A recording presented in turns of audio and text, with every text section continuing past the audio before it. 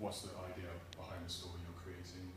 So by that I mean, what's the message you're trying to come up with. So you see a character up there, it's called the Samurai Chef, and that is one of the first characters we've created in Mayamada, and the idea behind that is a cooking show where the chef judges food by tackling it with the samurai sword. So what we've done there is basically a parody on cooking shows, and the reason you want to think about the idea behind the story is because that kind of sets the tone for all the decisions you make in terms of how the story, how the plot unfolds, what the characters are within the story, and how they react to certain things that happen. So, yeah, so it's a good idea to have that at the beginning and then let that kind of dictate what you do from there.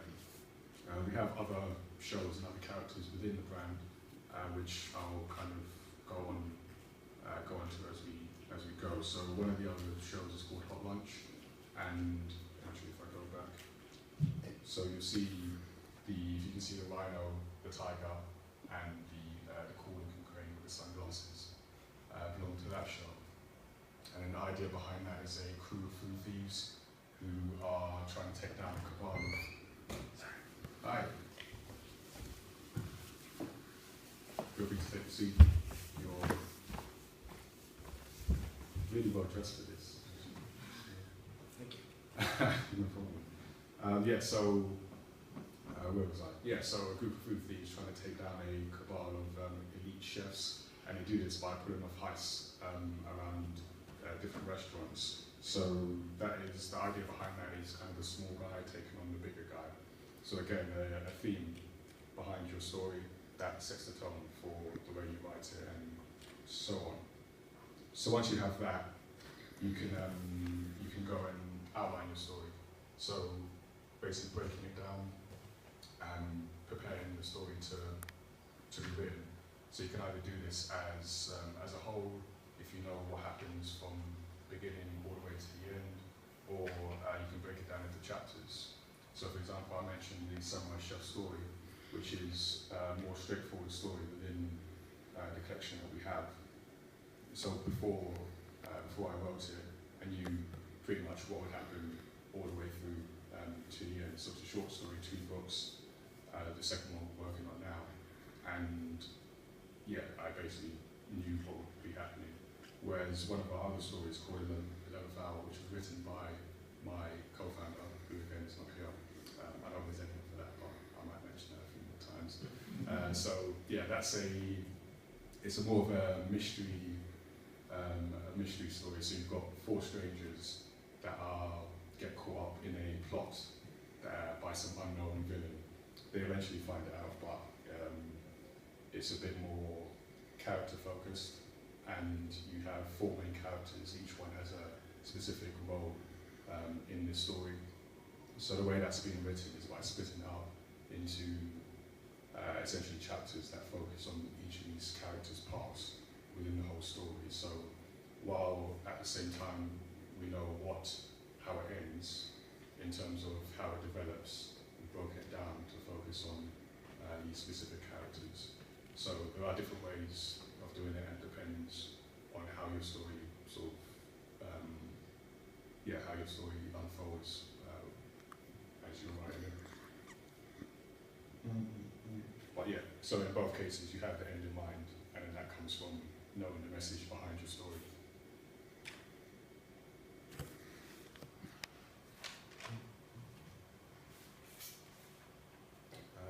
Okay, so once you've got the outline of your story, you kind of know what's going on, you can start thinking about characters and how they fit into that story. So you want to get your main characters and think about what they add to the story, and also how they're different from each other and what their goals are. So the reason for that is you basically want to make your story interesting.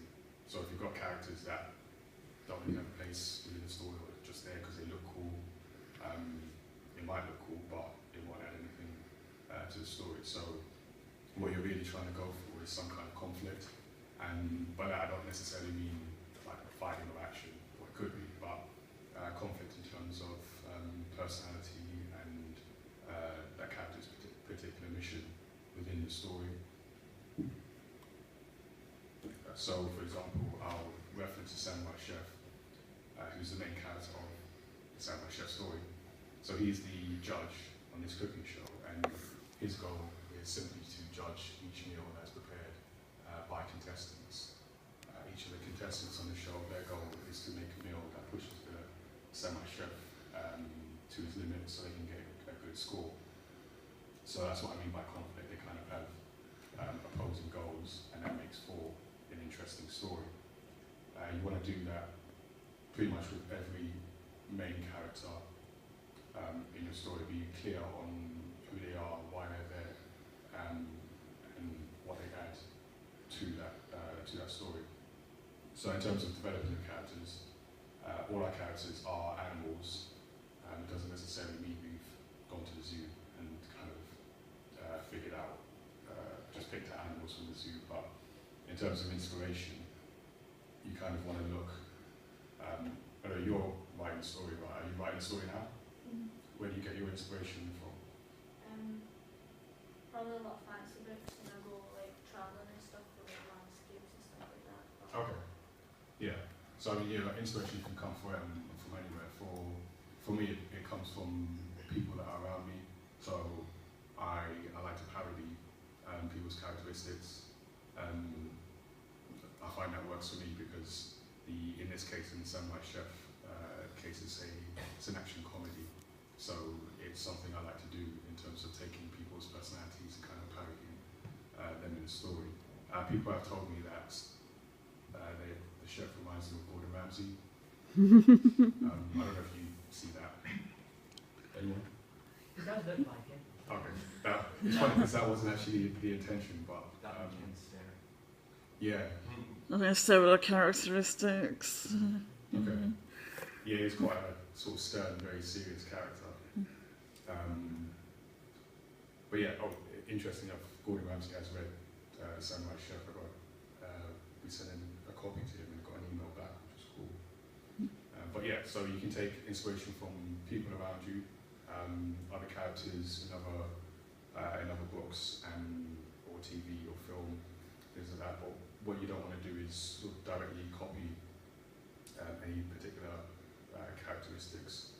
One, because you might get in trouble for copyright, but also you want to sort of take personalities and make it applicable to your particular story and what you're doing. So just a bit more on characters. So you have your main characters, you have their place in the story, their goals. You want to start thinking about what they look like, so personal characteristics and personality as well. So I've got two examples from the Samurai Chef book, who are Jimmy, who is the host of the Samurai Chef show. So he pretty much calls the action as it proceeds, and you can see from his look, from his stance, he's quite a sort of boisterous, extroverted character. He always has a microphone, and he likes to shout a lot. It's one of his favourite hobbies. So you can kind of see that through the character, and I've contrasted that with another one of our characters who is a chef contestant on the show called Camu. And again, you can see from his stance, he's kind of not so much loud and boisterous as Jimmy, but a bit more. He's kind of like hunched over. He looks a bit devious because he is. He looks like he's got a chip on his shoulder because he does, and things like that. So you've got their personality, and you kind of want that to come through, especially in comics, which is sort of very much a visual thing. You don't get the audio side of it, so you want that kind of personality to come through in the character, in their bearing, and how they look on first glance. So I don't know, can you see that? Do you think there's a contrast between those two characters?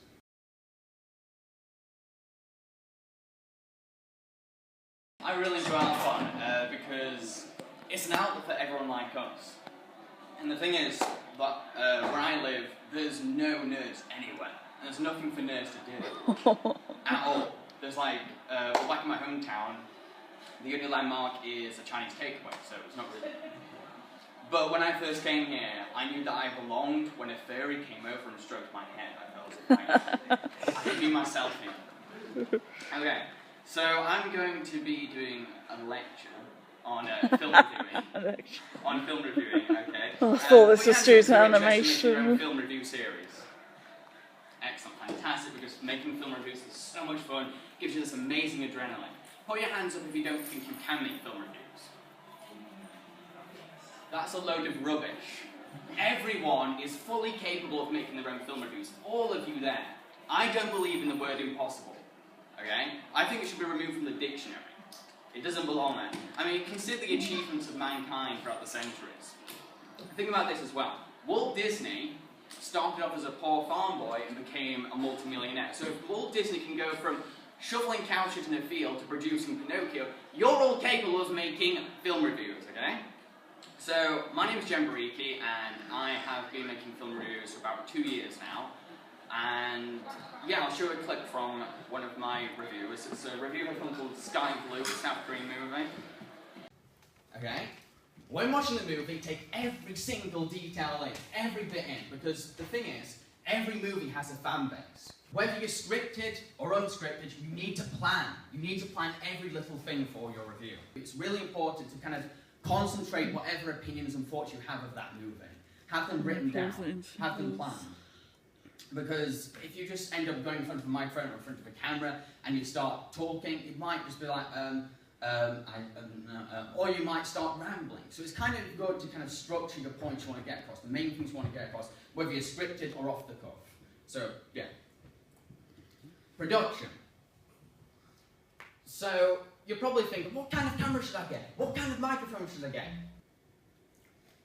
When it comes to actually filming and recording. So filming, try not to crop yourself out because a headless reviewer is very scary. Now, again, you're probably wondering, what software should I use? Don't use Windows Movie Maker. And you're probably going to be really stubborn and think like, well no, I don't want to use Premiere, I don't want to use Final Cut, I don't want to use Sony Vegas, they're too scary. The thing is, when I used to edit with Movie Maker, I was so stubborn, and all my friends used to be like, you've got to use Premiere, you've got to use Final Cut, and I was completely stubborn, like, no, I'm using Movie Maker, I'm not going to be a sheep, no. But no, I gave in finally, and I decided to edit with Premiere, so use what you have. Don't be afraid of whatever editing software you're going to use, because you can find tutorials online and you can teach yourself. You don't have to be an editing expert to use these kinds of software. There are a lot of reviews out there where all you can hear is the music and just some going. And it's like, well, what am I supposed to be paying attention to? The music or your voice? Okay, so playback, very crucial, very important. So, to finish off, I have 7 golden rules. Be opinionated. Like I said, if you're not going to be opinionated, don't make film reviews. There's no point making film reviews if you're not opinionated. You have to have a strong opinion on whatever you're talking about. No matter what. If you're not an opinionated person, don't do film reviews. It's like a painter who doesn't want to paint. But yeah. So, and next, be sincere. It doesn't matter whether you feel as if like, oh, but my opinion is going to be so controversial, or my opinion's not the same as everyone else. If you lie to save people's feelings or avoid controversy, you're taking away the sincerity and honesty of your review. You're taking away the individuality. It's not your review anymore, it's the public's review. And that's what makes reviews so unique and so special, is that it reflects your perspective of that movie. Okay? So, and a balance of objective and subjective. Try to do that, because you've got to remember, you're not just expressing your opinion of the film, you're also trying to let the audience know, should they see the movie as well. So try to not only deliver your opinion and justify it, but also say, well, the people like you would probably like this film, or people like you wouldn't like this film. So do kind of a balance of objectivism and subjectivism. Be creative. Really experiment, because there's so many things you can do with review. You don't have to just sit in front of a camera and just talk. You can do anything. You can have sketches. You can have celebrity cameos. Trust me, they'll be happy to take part if you just ask them. You can do anything you want. You have a story in your review all you can. But remember that whatever you experiment with, there will be a reaction. So take that into account. Be consistent. By this, I mean, if you're going to upload a review, every week. Upload a review every week. If you're going to upload a review every month, upload a review every month. Okay? Because then this gives your fan base a chance to know your schedule and keep up with you. Okay? Enjoy yourself. If you're not enjoying yourself, stop reviewing. Because it's really important to enjoy yourself. Have fun from what you're doing. If you're not enjoying your reviewing, then consider two things. Stop reviewing or reformat your show. And the best way to do this is to ask your viewers and say, like, well, how can I change my show? How can I improve my show? How can I make it better? And trust me, it really helps. It really reshapes your show into something much better. Because there's sometimes there might be something you've not noticed. And they'll point it out and say, look, that needs changing, that needs improving. You need to change it, make that better. Leading on to keep improving. Everyone is in the improving stage. Every single person. Even the big reviewers out there. Doug Walker is still improving. Giggle is still improving. They're all improving. All in the improving stage. They're not in...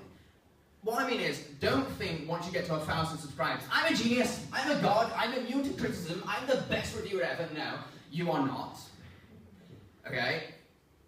You're going to still need to improve yourself. So take constructive criticism. Okay? Don't ignore all the criticism. Take it in. Because it will really shape your show and make it into something fantastic. So really take in any criticism and any feedback you have, because it does wonders, trust me.